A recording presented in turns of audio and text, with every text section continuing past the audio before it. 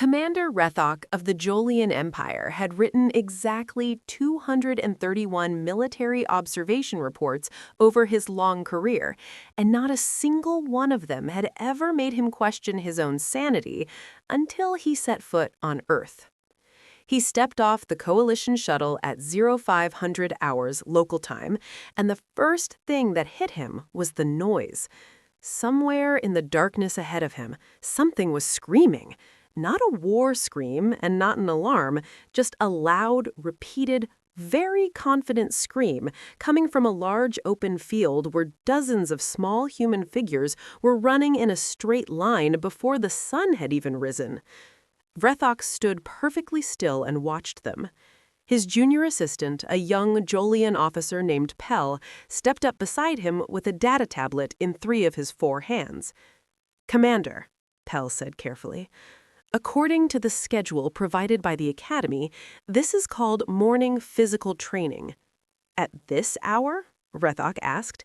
"Yes, Commander, at this hour, every single day." "And they are being punished?" Pell scrolled through the tablet. "No, Commander. This appears to be their standard daily routine. It is listed under the heading of, and I want to read this exactly as written, Building the Warrior Spirit." Rethok looked at the humans running in the dark and filed his very first field note of the mission. It was a short note. It said, "These beings wake up before sunrise to hurt themselves on purpose, and this is considered a good thing." He underlined the word good and added a question mark after it. The creature doing all the screaming at the front of the group was a human male of impressive size, dressed in a uniform with a wide, flat hat, and he was walking, not running, alongside the cadets, while shouting things at them in a voice that seemed far too large for one creature to produce. The cadets were shouting back in unison, and their voices were matching his rhythm. "What are they saying?" Rethok asked. Pell tilted his head toward the translator bead in his ear. "They are saying left, left, left, right, left, over and over again, Commander." "What does that mean?" "I believe it is a counting method to keep their feet moving in rhythm. They need to remind their own feet which direction to move?" "Apparently so, Commander." Rethok made another note. He was given a tour of the Academy grounds by a pleasant human officer named Captain Okafor, who had a broad smile and the kind of energy that suggested she had already consumed several cups of the hot black liquid humans called coffee. She walked him through the barracks, the simulation halls, the weapons range, and the medical facility with great pride, as if showing off something she had personally built. "Fort Solaris graduates over 400 officers every cycle," she told him warmly, "and every single one of them is trained to function under extreme stress, sleep deprivation, physical hardship, and unpredictable battlefield conditions." Rethok noted that she said this the way a Jolian commander might announce a Medal of Honor. She was proud of the hardship. The hardship was the point. This was already very different from the Jolian military system, where cadets were given regulated sleep schedules, optimized nutrition plans, and calm, structured learning environments designed to maximize cognitive performance. Jolian military doctrine was built on a simple principle. A well-rested, well-fed soldier with a clear plan would always outperform a tired, hungry soldier with no plan. He was beginning to suspect that the humans had not read that doctrine. The real shock came midway through the first morning during what the Academy called the Welcome Endurance Circuit. It was designed, Captain Okafor explained cheerfully, to introduce new cadets and visiting exchange students to the Fort Solaris standard. There were 11 exchange students present from 7 different coalition species, and all of them had come from academies with excellent reputations. There was a Dravathi male, whose species were known galaxy-wide for their powerful legs and high endurance. There was a pair of Kozai females, whose people had been a military civilization for over 3,000 years. There was even a young Vithani officer who had already completed his homeworld's legendary 6-month wilderness survival program. Rethok stood on the observation platform with a notebook and watched all of them line up alongside 50 human cadets in the early morning light. The drill began with a 5-kilometer run, moved into a series of high obstacle walls, then a long crawl through wet mud under low wire, then a heavy pack carry up a steep hill, and then, for reasons Rethok could not immediately understand, they were all told to get into cold water. By the third obstacle, 4 of the 11 exchange students had stepped aside. By the fifth, 3 more were sitting on the grass with water and towels, looking at the still-moving humans with a specific expression that Rethok's translator classified as reluctant respect. By the end, only 2 exchange students were still going. The Dravathi male finished, barely, and sat down hard on the ground with his head between his knees. The other was a human exchange cadet from a separate program, which Rethok felt was entirely beside the point, but what caught his full attention was not who finished and who did not, it was Cadet Amara Singh. She was one of the smallest humans on the field, not more than 1.5 meters tall, with a frame that the Jolian standard military model would have classified as not optimized for sustained load-bearing activity. She had been at the front of the pack for most of the circuit. She climbed every wall without slowing down. She moved for the mud with what could only be described as complete indifference to the mud. And as she carried her heavy pack up the final hill at the very end of a 2-hour circuit before sunrise on the very first day of a new academy cycle, she was singing. Rethok leaned forward on the observation rail. He asked Pell what she was singing. Pell listened to the translator for a moment. "It is a very old human song, Commander.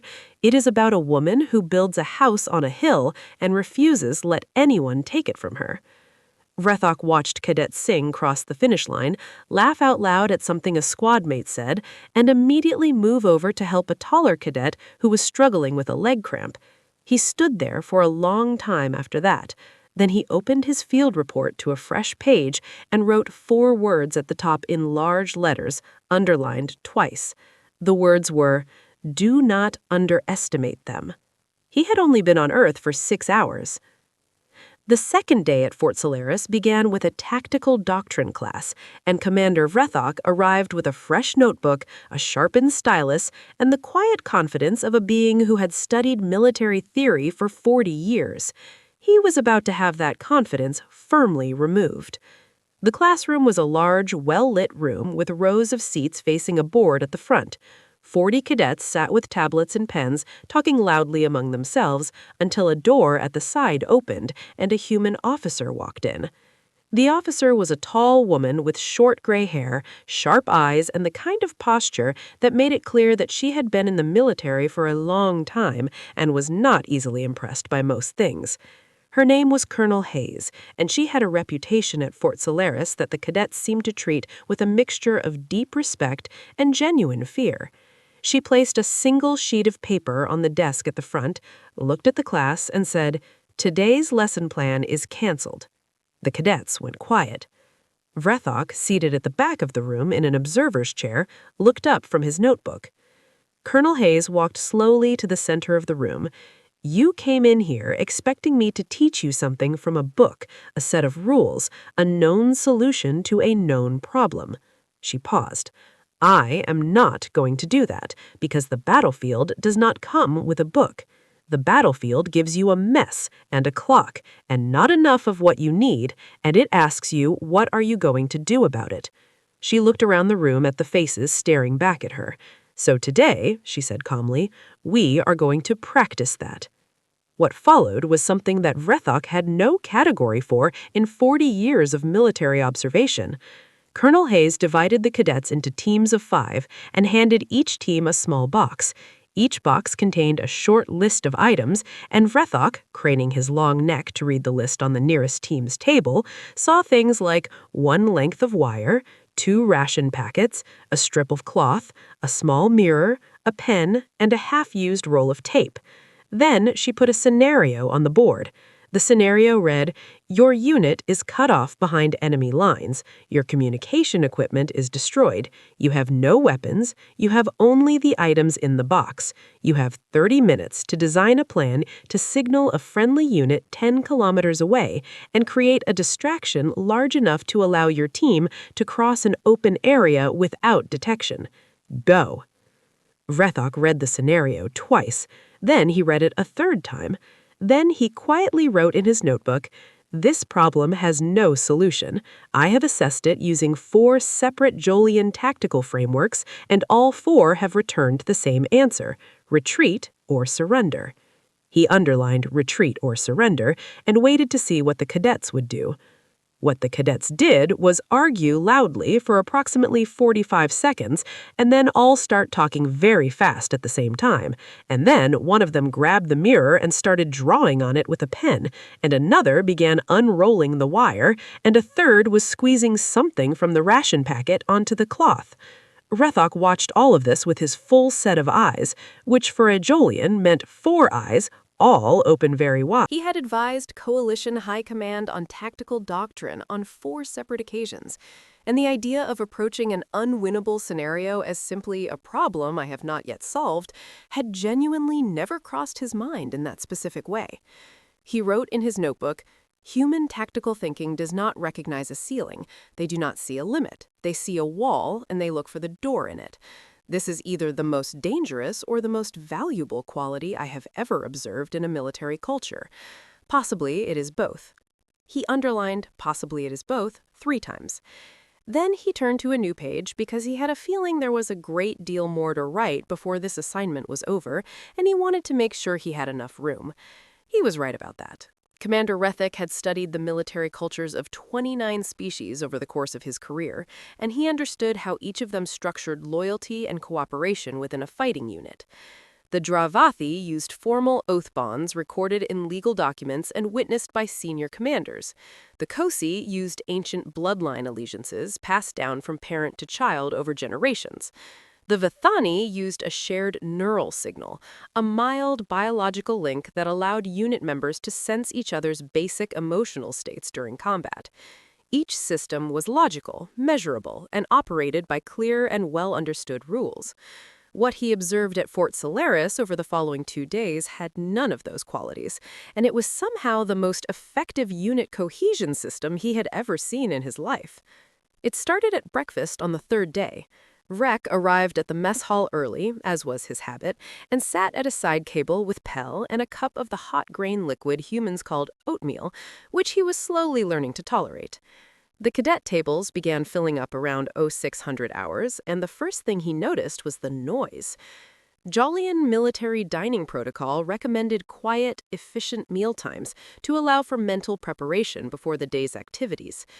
The humans had clearly not been given this recommendation because the mess hall sounded like approximately 400 conversations happening at the exact same time, most of them very loud, and several of them involving laughter that seemed physically impossible to produce at that early hour of the morning. The second thing Rethok noticed was the food sharing. At the Jolian Academy, every soldier received their individually calculated nutritional allocation portioned precisely to their body mass and daily energy requirements. It was a carefully designed system. No one ever had more than they needed, no one ever had less, and the whole process ran smoothly and silently every single morning. At Fort Solaris, Cadet Torres gave half his eggs to Cadet Singh because she mentioned she was extra hungry. Cadet Singh gave Torres her fruit because she said she did not like the way it smelled. Someone 3 tables over slid their whole bread roll to a squad mate without being asked. 2 cadets were sharing a single cup of coffee by passing it back and forth between sentences of conversation without breaking eye contact. Rethok watched all of this and wrote, "Humans distribute resources without calculation and appear to do this on instinct alone. Follow-up question, is this chaos, or is this a system I simply do not understand yet?" He decided by the end of breakfast that it was a system he did not understand yet. The behavior extended well beyond the mess hall. Rethok followed Cadet Taurus squad through their afternoon schedule and observed how they operated outside of formal training hours. When one cadet, a tall young man named Park, struggled through a written tactical assessment and looked like he was heading toward a failing score, two other cadets from his squad stayed in the study room with him for 3 extra hours, going over the material again, slowly and carefully, even though they had both already passed their own versions of the same assessment. They did not do this because they were ordered to. They did not do this because it gave them any official advantage or extra points on any record. They did it because Park was their squad mate and he needed help. Do they receive a reward for this behavior? Rethok asked Captain Okafor later that evening. She thought about the question for a moment. Not officially, she said. They just do it because that is what you do for your squad. Rethok wrote, "There is no formal incentive structure for this behavior, and it happens constantly. I cannot explain it, and it is making me uncomfortable in a way I cannot fully describe." He also could not explain the insults. Jolian military culture had very clear rules about how soldiers addressed each other. You used rank, you used formal titles, and you absolutely did not speak negatively about a colleague's abilities, appearance, or personal decisions. It was a matter of professional respect, and it was considered a basic standard of discipline. The humans called each other terrible things on a regular basis, and then laughed about it. Cadet Taurus told Cadet Singh her wall-climbing form looked like a confused crab, and Singh laughed so hard she had to stop walking to recover. Singh told Taurus he had the navigation instincts of a sleeping rock, and he looked deeply pleased about this. A senior cadet called a group of juniors the worst collection of disaster humans ever assembled in one location, and the juniors cheered and whooped as if they had just been given a high award. Rethok asked Pell what was happening. Pell listened to the translator carefully and then spoke slowly. "I believe, Commander, that when a human insults someone they care about, it means they feel comfortable and safe with that person. It is a sign of trust and closeness." Rethok stared at a cadet who was currently calling his best friend a beautiful disaster with an expression of complete and obvious affection. "Trust," Rethok repeated slowly. "The worse the insult, apparently, the closer the friendship." Rethok filed this under a new section of his report that he titled Human Communication Paradoxes, an incomplete list. He suspected the list would grow. The event that truly cracked something open in his understanding came on the 4th evening during a training exercise that had not gone as planned. A squad of 8 cadets was running a timed obstacle relay course when Cadet Kim twisted her ankle badly on the second obstacle. It was not a serious injury, but it was painful enough to slow her to a limp. Under standard time drill protocol, the team had the clear option to continue without her, which would have kept their time competitive against the other squads. They did not take that option. The squad's senior cadet, a young man named Reyes, stopped the entire relay, crouched down next to Kim, checked her ankle with steady hands, and then looked up at the rest of the squad. He said simply, "We finish together, or we do not finish." They finished together. Their time was terrible, nearly twice the target that had been set. They came in last among every squad on the course that evening.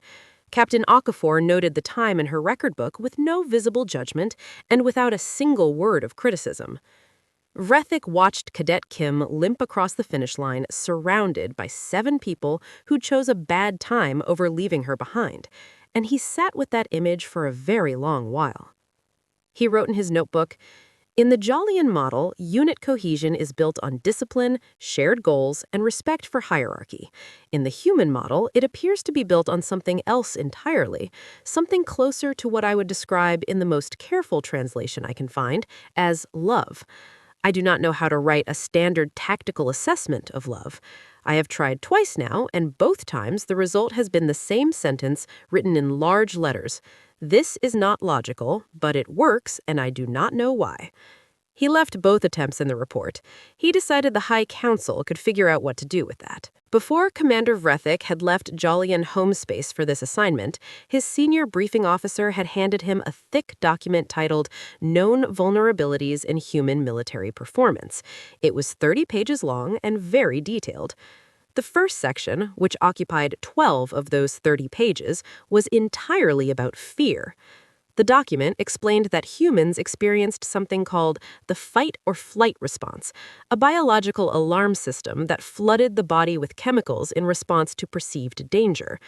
According to the document, this response could cause poor decision-making, loss of fine motor control, erratic behavior, and in extreme cases, complete and total performance breakdown.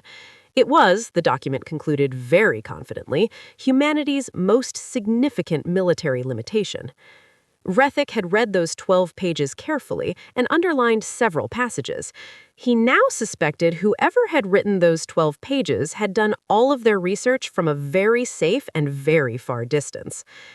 The advanced combat training phase of the academy cycle began on the 5th day, and it was a different world from the classroom exercises and endurance drills that had come before.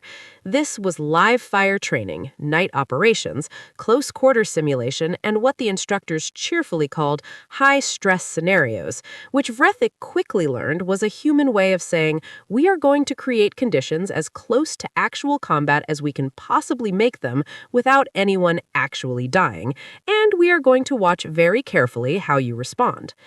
The first live fire session went more or less as Rethok had expected, loud, physically demanding, and executed with more outward confidence than several of the cadets probably felt on the inside.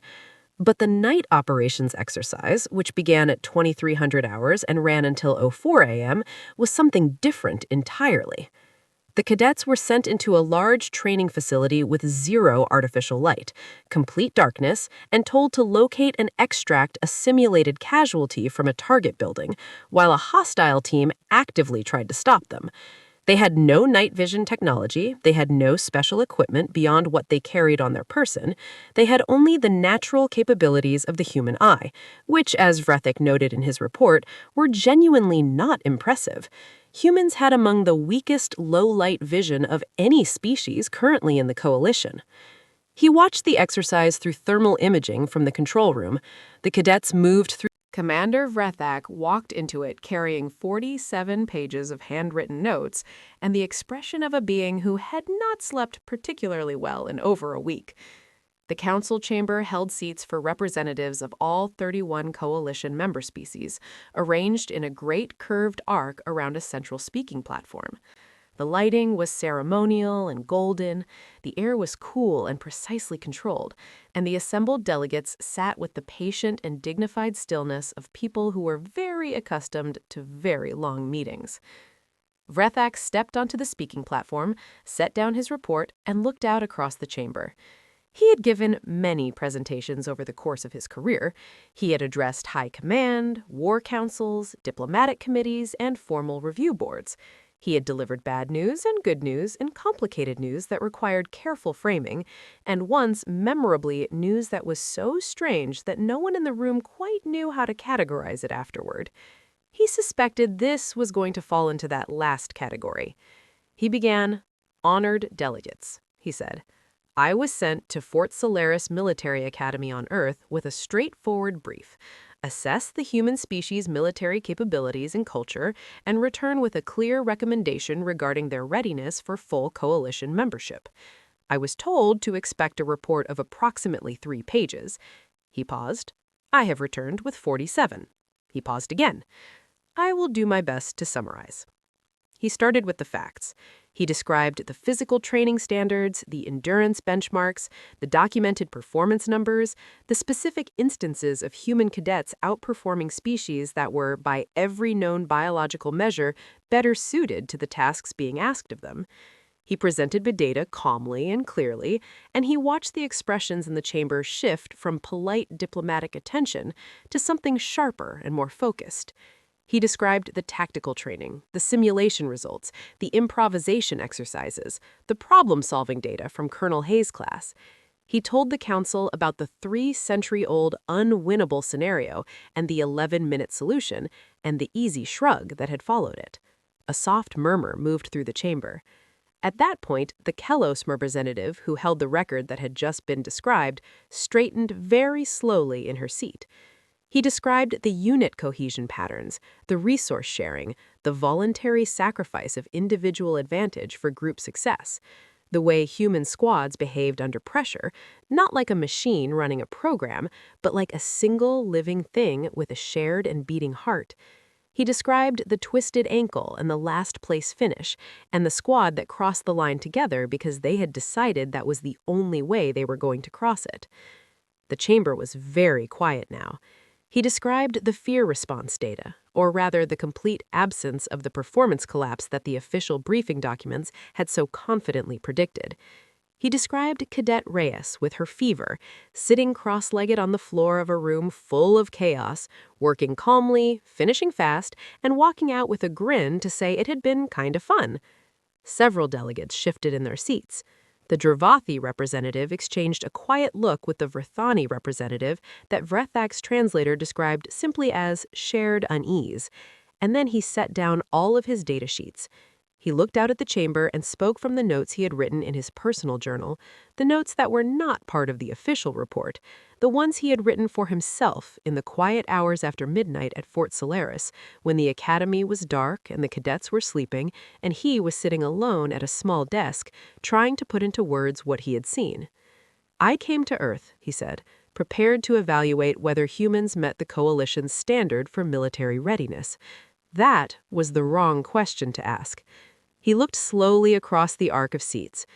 The Coalition standard was designed by species who evolved with natural advantages: speed, strength, armor, enhanced senses, biological bonding systems.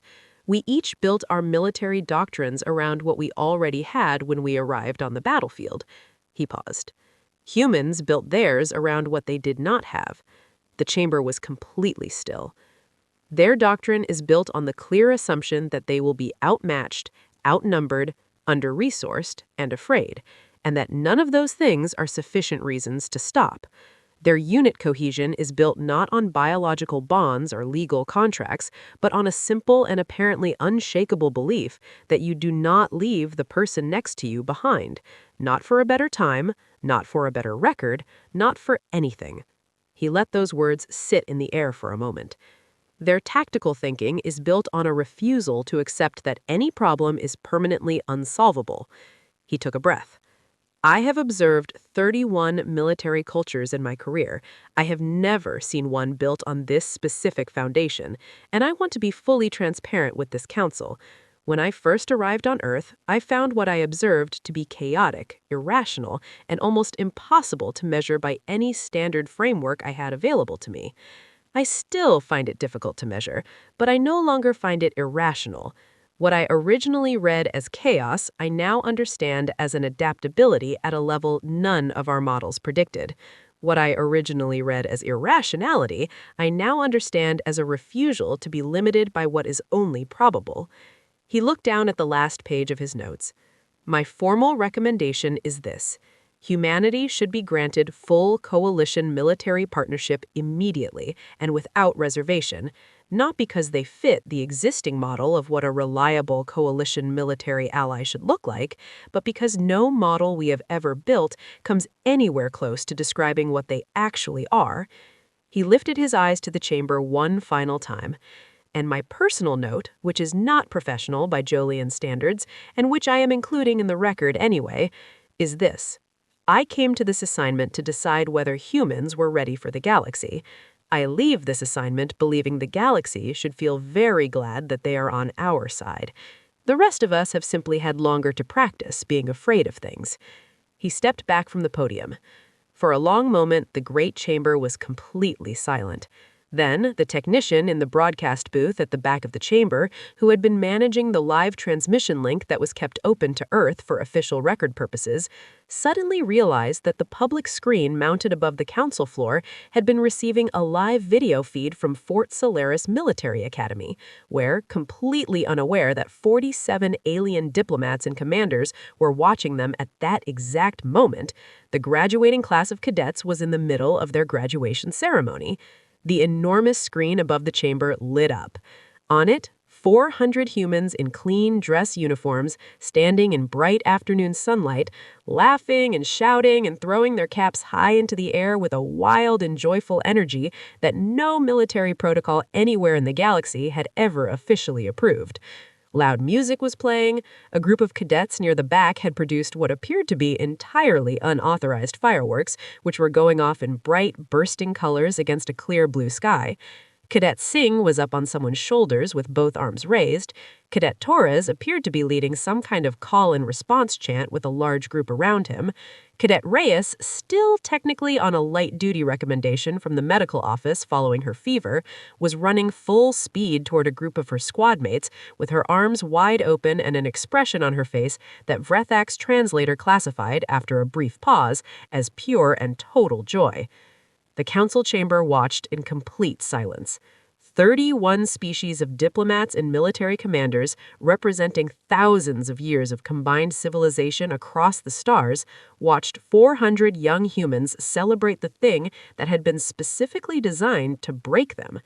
Then, the eldest delegate of the Kelosi people, a woman so old that her rank insignia had been officially redesigned twice during her career, who had fought in 2 wars and personally signed 3 peace treaties, and who appeared in no diplomatic record anywhere for displays of public emotion, began to applaud, slowly at first with both hands. Then the delegate seated next to her joined in, and then the next.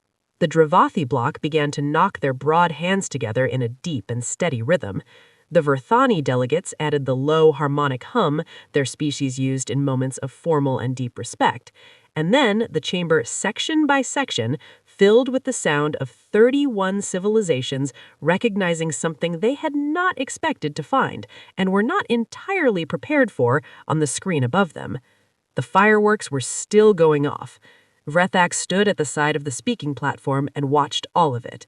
He felt something settle in his chest, something quiet and warm, and without a proper name in the Jolian language, but which he had been slowly learning to recognize during his time at Fort Solaris. He had borrowed the idea of it from the humans, as he now suspected many things would be borrowed from the humans in the years ahead.